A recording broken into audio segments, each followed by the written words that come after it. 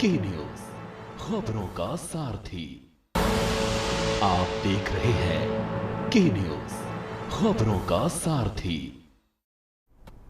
नमस्कार, आप देख रहे हैं के न्यूज़ और मैं हूं आपके साथ हिमांशु वास्तव। अब बात करते हैं दिल्ली एनसीआर को सुप्रीम राहत। आपको बता दें, सुप्रीम कोर्ट ने आम लोगों को राहत देते हुए दिल्ली एनसीआर में 10 साल पुराने डीजल और 15 साल पुराने पेट्रोल वाहनों में प्रतिबंध लगाने वाले आदेश पर रोक लगा दी है। शीर्ष अदालत ने दिल्ली सरकार से इस याचिका पर सुनवाई करते हुए यह आदेश दिया है जिसमें राष्ट्रीय राजधानी क्षेत्र एनसीटी के पुराने वाहनों पर लगे प्रतिबंध के 2018 के आदेश पर पुनर्विचार की मांग की गई थी। वहीं अदालत ने निर्देश दिया है कि 10 वर्ष पुराने डीजल और 15 वर्ष पुराने पेट्रोल वाहनों के मालिकों के खिलाफ कोई दंडात्मक कार्रवाई नहीं की जाएगी।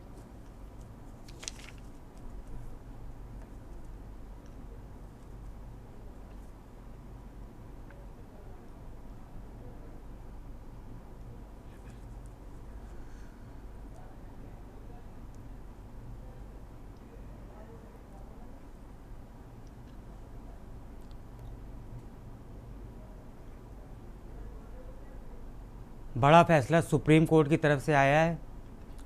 यहाँ पे एनसीआर में भी अब पुराने वाहनों पर फिलहाल बैन पर रोक लगा दी गई है। एनसीआर में भी फिलहाल अभी इस पर कोई कार्रवाई भी नहीं की जाएगी।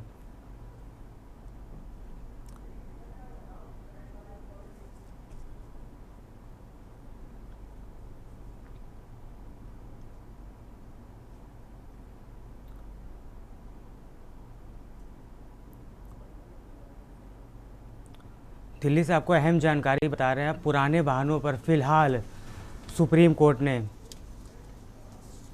आदेश पर रोक लगा दी है। सुप्रीम कोर्ट ने पुराने वाहनों, इसके साथ ही एनसीआर में भी अब इस मामले में कार्रवाई को फिलहाल रोक दिया गया है। दिल्ली से आपको अहम जानकारी बता रहे हैं। एससी ने पुराने वाहनों पर फिलहाल रोक लगा दी है और एनसीआर में भी अभी इस कार्रवाई पर रोक है।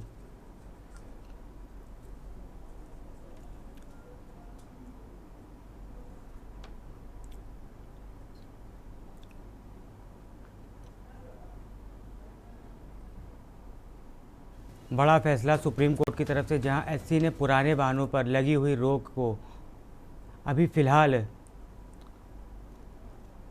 रोक दिया है।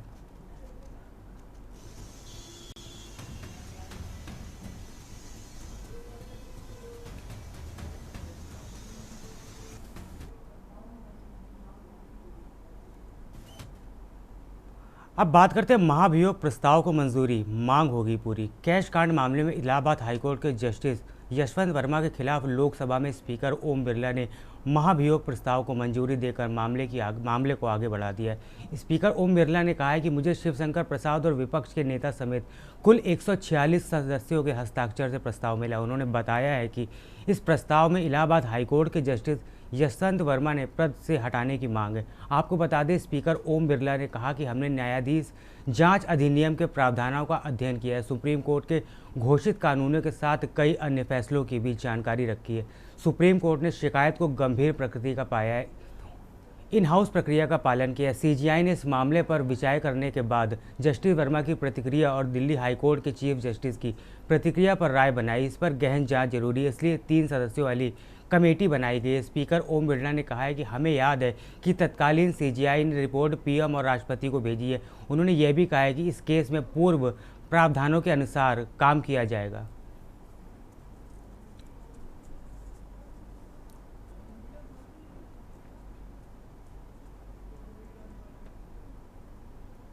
आपको बता दें, सीजीआई के आदेश पर कमेटी का गठन किया गया है, जिसके साथ ही जांच के लिए 3 सदस्यीय कमेटियों का वहाँ इस प्रस्ताव को नियमानुसार उचित पाते हुए मैंने इसकी स्वीकृति प्रदान की है।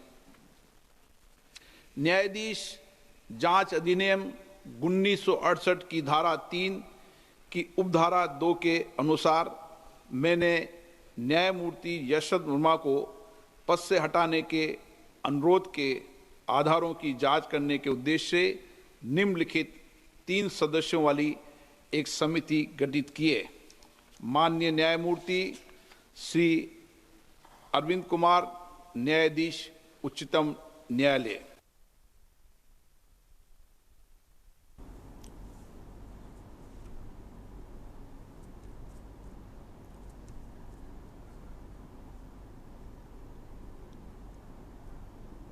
आपको बताते हैं जस्टिस वर्मा के महाभियोग को यहाँ पे मंजूरी मिली है। इसके साथ ही सीजीआई की सिफारिश पर कमेटी का भी वहाँ पर गठन किया गया है। जांच के लिए 3 सदस्यीय के कमेटियों का वहाँ पर गठन किया गया है। जस्टिस वर्मा पर महाभियोग को मंजूरी मिल गई है। इसके साथ ही सीजीआई की शिकायत पर एक कमेटी का गठन किया गया है। जांच के लिए 3 सदस्यीय कमेटियों का वहाँ पर गठन किया गया है।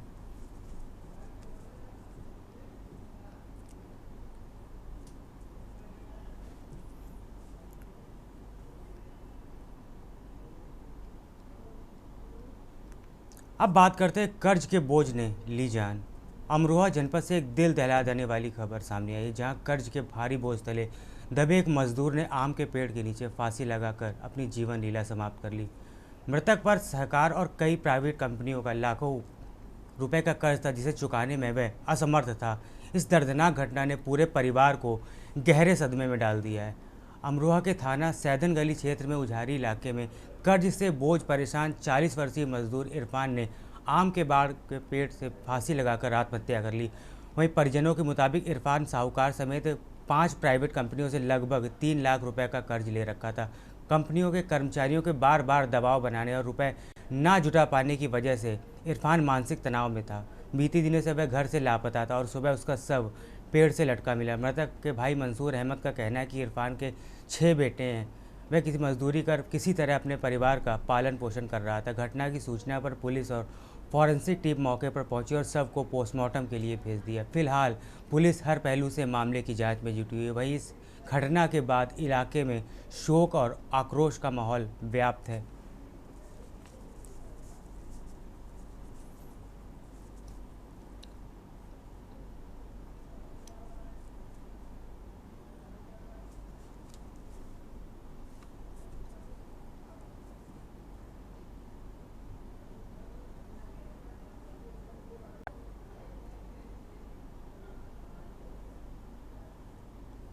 इनका जो मैं तेरा भाई हूँ इरफान का लगभग इस पर 5 प्राइवेट कंपनियों का 2.5 से 3 लाख रुपया कर्जा था। कल जो है ये मजदूरी करने के लिए गए थे, लेकिन जंगल वालों ने देखा तो इनकी बॉडी जो है उसमें बाग में लटकी हुई मिली। अवगत कराना है कि आज दिनांक 12/8/2025 को थाना सैदनगली के क्षेत्र उजारी के अंतर्गत आम के बाग में एक व्यक्ति द्वारा फांसी लगाए जाने की सूचना प्राप्त हुई। इस सूचना पर स्थानीय पुलिस मौके पर पहुंचकर शव को कब्जे पे लिया गया। शव की पहचान इरफान पुत्र अब्दुल हमीद उम्र लगभग 48 वर्ष होना पाया गया। पंचायतनामा की कार्रवाई पूर्ण कर शव को पोस्टमार्टम हेतु मोर्ची भेजा गया है। अन्य विधिक कार्रवाई प्रचलित है। कानून व्यवस्था की स्थिति सामान्य है।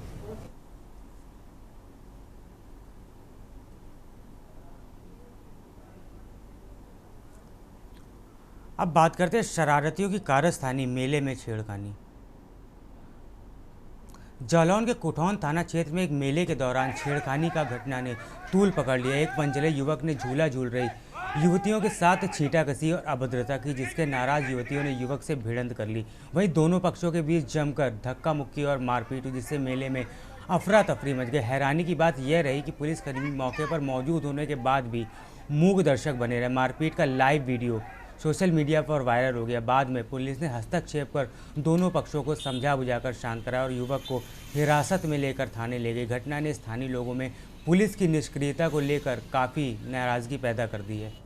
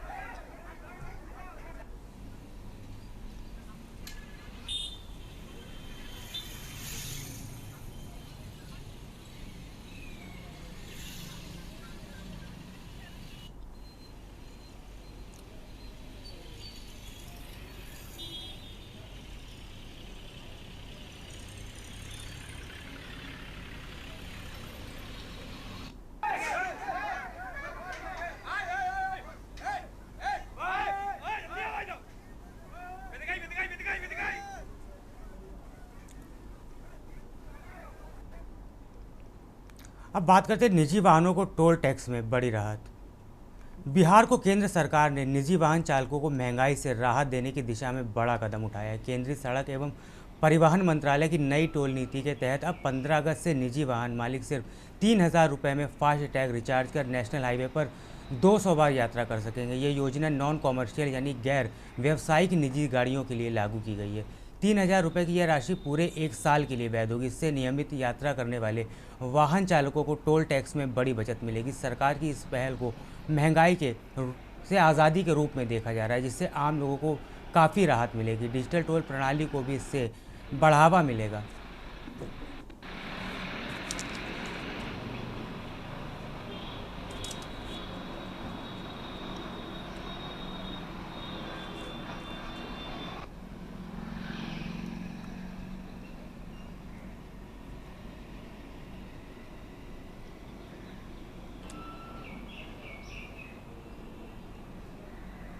बिहार में निजी वाहनों को टोल से यहाँ बड़ी राहत देखने को मिली है। अब 15 अगस्त से लागू होगी नई टोल नीति।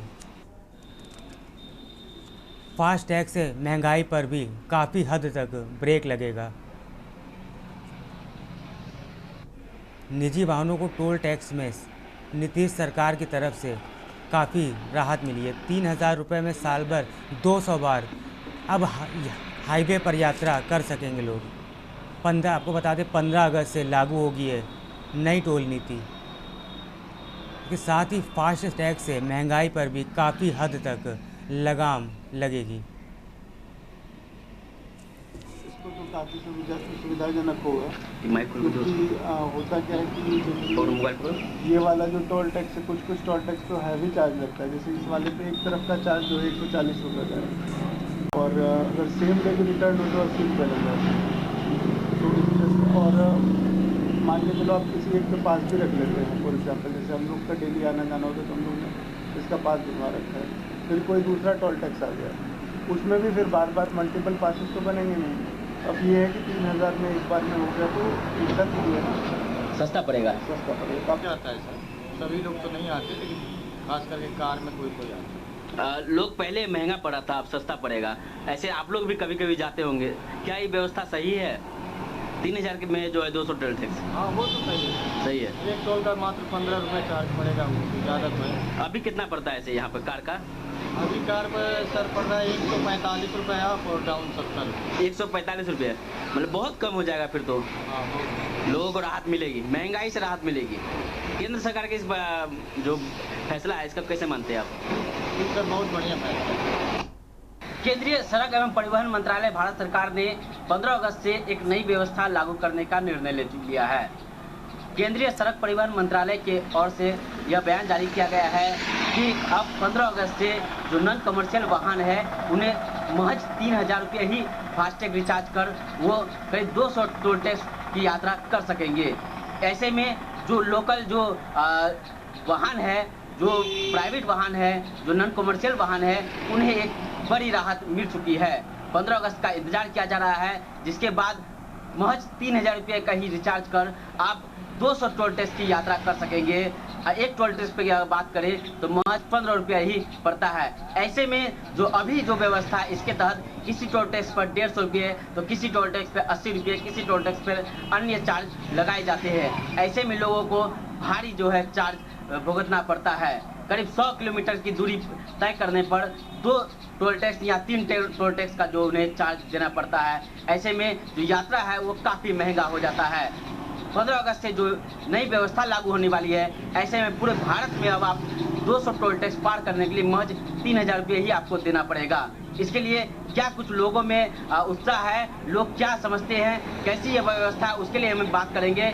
आइए देखते हैं लोग क्या कुछ कहते हैं। हम बात करते हैं वैसे वाहन चालकों से जो प्राय दिन इस टोल टैक्स को पार करते हैं, उनसे हम बात करते हैं। फिलहाल अभी हम अररिया जिले के टोल टैक्स पर खड़े हैं, जो NH 27 का हिस्सा है। NH 327 का भी इसे हिस्सा कह सकते हैं। वहाँ अभी हम खड़े हैं और हम बात करते हैं लोगों से, क्या कुछ वो सोचते हैं। एक छोटा सा ब्रेक लेंगे, ब्रेक के बाद आपसे बात करेंगे बिहार में तबाही से हाहाकार। आप देख रहे हैं के न्यूज। ब्रेक के बाद आपका स्वागत है। बिहार में तबाही से हाहाकार। देश के कई राज्यों में बाढ़ और बारिश ने भारी तबाही मचा दी है। लोग बेघर हो रहे हैं, रास्ते टूट रहे हैं। बिहार से 12 जिले बाढ़ की चपेट में। इसके साथ ही 17 लाख से ज़्यादा की आबादी इससे प्रभावित है। सबसे ज़्यादा प्रभावित जिलों में भागलपुर है। यहाँ की 75 पंचायतों का 4.16 लाख से ज़्यादा लोग पीड़ित हैं। बिहार के कई जिले इस समय बाढ़ की चपेट में हैं। नेपाल और बिहार के तराई क्षेत्रों में लगातार हो रही बारिश के कारण राज्य की प्रमुख नदियां उफान पर हैं, जिससे कई इलाकों में बाढ़ जैसे हालात पैदा हो गए हैं। गंगा, कोसी, बागमती, बूढ़ी गंडक, पुनपुन और घाघरा जैसी नदियां खतरे के निशान से ऊपर बह रही हैं। सबसे ज़्यादा प्रभावित जिलों में भागलपुर है। यहाँ की 75 पंचायतों की 4.16 लाख से ज़्यादा लोग बाढ़ पीड़ित हैं।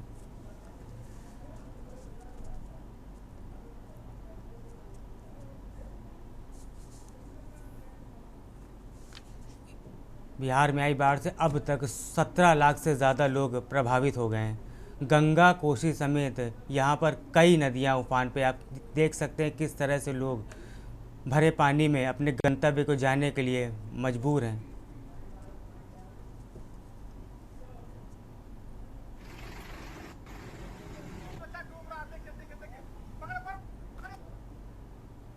खबरों में फिलहाल इतना ही। आप बने रहिए के न्यूज़ इंडिया के साथ। नमस्कार।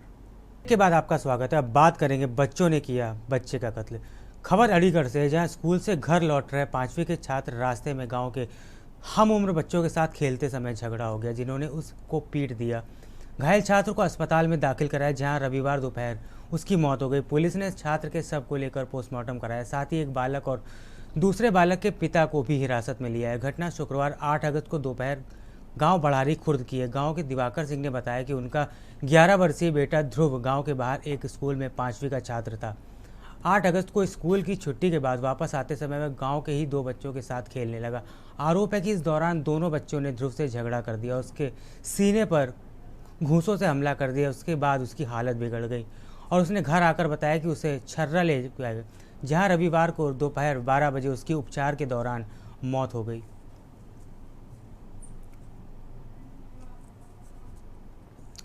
इस पर ज़्यादा जानकारी के लिए हमारे साथ संवाददाता अनिल मीणा जुड़ चुके। अनिल, खबर को लेकर क्या अपडेट है आपके पास? जी देखिए, बिल्कुल हिमांशु, मैं आपको बता दूं, जनपद अलीगढ़ के गंगरी थाना क्षेत्र के गांव का मामला है, जहां की अगर बात करें स्कूल से लौट रहे 5वीं के छात्र को लोग घर लौटते समय बच्चों ने उसके साथ पिटाई कर दी। और पिटाई करने की अगर बात करें तो 11 साल का जो है गाँव के बाहर बने स्कूल में 5वीं का छात्र था, जिसको घर लौट रहा था और लौटने के साथ जिस तरह से बच्चों के साथ उसने मारपीट करी है। तो मारपीट की अगर बात करें तो मारपीट में उसको अस्पताल में ले जाया गया और अस्पताल ले जाने के बाद उसकी मौत हो गई। हालांकि जो परिजनों की तहरीर था, पुलिस ने आरोपी बालक को और उसके पिता को पुलिस ने गिरफ्तार कर लिया। हालांकि पुलिस का जो कहना है कि बच्चों में विवाद हुआ था, विवाद को लेकर बात की जाए तो मारपीट में और जो 5वीं का जो छात्र था उससे गंभीर चोट आई है, 11 वर्षीय छात्र का, और जिसके इलाज के दौरान मौत हो गई। हालांकि पुलिस ने सभी परिजनों की तहरीर के आधार पर मुकदमा पंजीकृत जो आरोपी जो बालक है और उसके पिता को गिरफ्तार कर लिया है।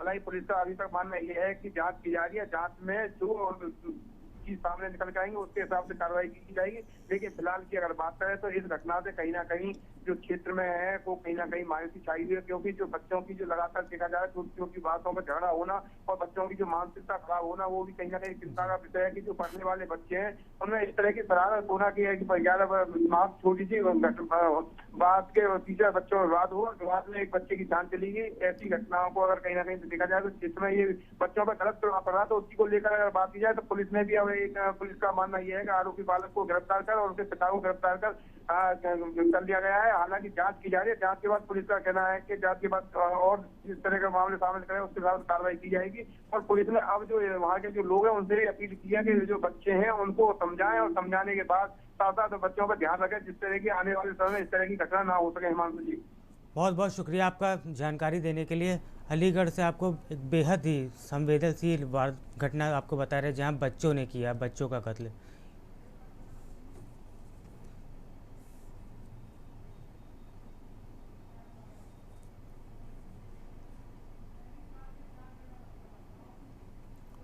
अब बात करते हैं नैनीताल में जानलेवा रफ्तार। नैनीताल जिले के रामनगर में 22 किलोमीटर दूर राष्ट्रीय राजमार्ग 309 पर सोमवार को एक दर्दनाक हादसा हो गया। धनगढ़ी नाले के पास बरसाती नाले का जलस्तर कम होने का इंतजार कर रहे 6 लोगों को एक तेज रफ्तार बस ने रौंद दिया। हादसे में 2 लोगों की मौके पर ही मौत हो गई, जबकि 4 अन्य लोग घायल हो गए हैं। घायलों को रामनगर संयुक्त चिकित्सालय में भर्ती कराया गया। तेज रफ्तार बस ने लोगों को रौंद। प्रत्यक्षदर्शी के अनुसार हादसे के समय धनगढ़ी नाले के दोनों ओर वाहनों की लंबे कतारें लगी हुई थी। लोग नाले का पानी कम होने का इंतज़ार कर रहे थे। इन्हीं में से 6 लोग जो वहां खड़े थे, जो अपने गंतव्य की ओर जाने के लिए जल स्तर घटने का इंतज़ार कर रहे थे। इसी बीच तेज़ रफ्तार एक बस ने लोगों को रौंद दिया। प्रथम दृष्टया में यह हादसे की वजह ब्रेक फेल होना माना जा रहा है। हालांकि इस संबंध में तकनीकी जाँच के बाद ही स्थिति स्पष्ट हो पाएगी। फिलहाल पुलिस ने बस को कब्जे में लेकर मामले की जांच शुरू कर दी है और हादसे में जान गंवाने वालों में 2 शिक्षक भी शामिल हैं। मृतकों की पहचान सुरेंद्र सिंह पंवार निवासी गंगोत्री विहार कनिया रामनगर के रूप में हुई है। दर्दनाक हादसे के बाद स्थानीय लोगों में भारी आक्रोश है। लोगों का कहना है कि धनगढ़ी नाले के पास बरसात के मौसम में हर साल पानी का स्तर बढ़ने से खतरा बढ़ जाता है। वहीं मौत की सूचना पर मृतकों का कोहराम भी मचा हुआ है। हाँ सर, मैं शिक्षक हूँ, एक सहायक अध्यापक और राजकीय उच्चतर माध्यमिक विद्यालय आश्रम में हूँ, नई नाडा ब्लॉक के कलाध्यापक। हम लोग जो है धनगढ़ी के इस साइड पे सब लोग खड़े हुए थे, टीचर लोग। हम इंतजार कर रहे थे, मतलब थोड़ा पानी कम हो, और पीछे से बस आई काफी तेज गति में, पता नहीं उसके ब्रेक फेल थे। अभी भी वहाँ खड़ी है और रोनती हुई चली गई। जहाँ से हमारे साथ में कुछ शिक्षक लोग थे, उनके ऊपर से उतर गई और तो जान गंवा बैठे हैं। कितने लोगों की मौत हुई और कितने घायल हुए आप लोग? सर मेरे हिसाब से तो हम 3 को देख रहे, बहुत ज्यादा स्थिति गंभीर थी। देखिए, जनपद नैनीताल में अभी रेड अलर्ट जारी किया गया है मौसम विभाग के द्वारा। इसमें धनगढ़ी नाले का जलस्तर लगातार बढ़ते जा रहा है। तो वहाँ पे एक बस के द्वारा कुछ बाइक सवारों को टक्कर लग गई है, जिसमें कुछ 4 लोगों के घायल होने की हमें सूचना प्राप्त हुई है और 2 लोगों के मृतक होने की अभी तक सूचना प्राप्त हुई है, जिसमें घायलों का लगातार उपचार यहाँ पे अस्पताल में चल रहा है और बाकी जो अग्रिम कार्रवाई है पुलिस विभाग के द्वारा की जा रही है। प्रथम दृष्टया इसमें बस के ब्रेक फेल होने का बात सामने आई है, बाकी अभी जांच करवाई जा रही है। इस पर ज़्यादा जानकारी के लिए हमारे साथ संवाददाता चंद्रसेन कश्यप जुड़ चुके हैं। मामले को लेकर, हादसे को लेकर क्या अपडेट है आपके पास? जी सर, मैं बता दूं आपको कि रामनगर से लगभग 22 किलोमीटर आगे एक धनगढ़ी का नाला है जी, जहां पर हर बरसात में तेज धार और रफ्तार भर आता है, जिसमें कि आवागमन को भी बाधा पड़ती है, रोक हो जाती है, जिसको लेकर के आज काफी हद तक नाला उफान पर आ गया था।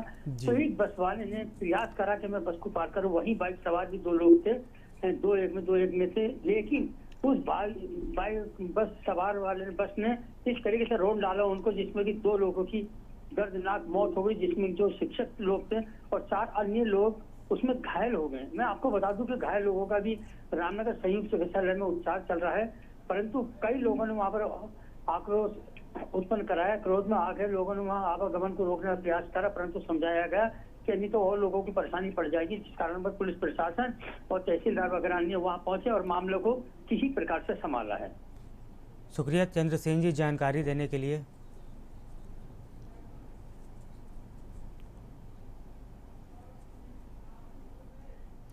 कजली का आप देख रहे हैं के न्यूज़, खबरों का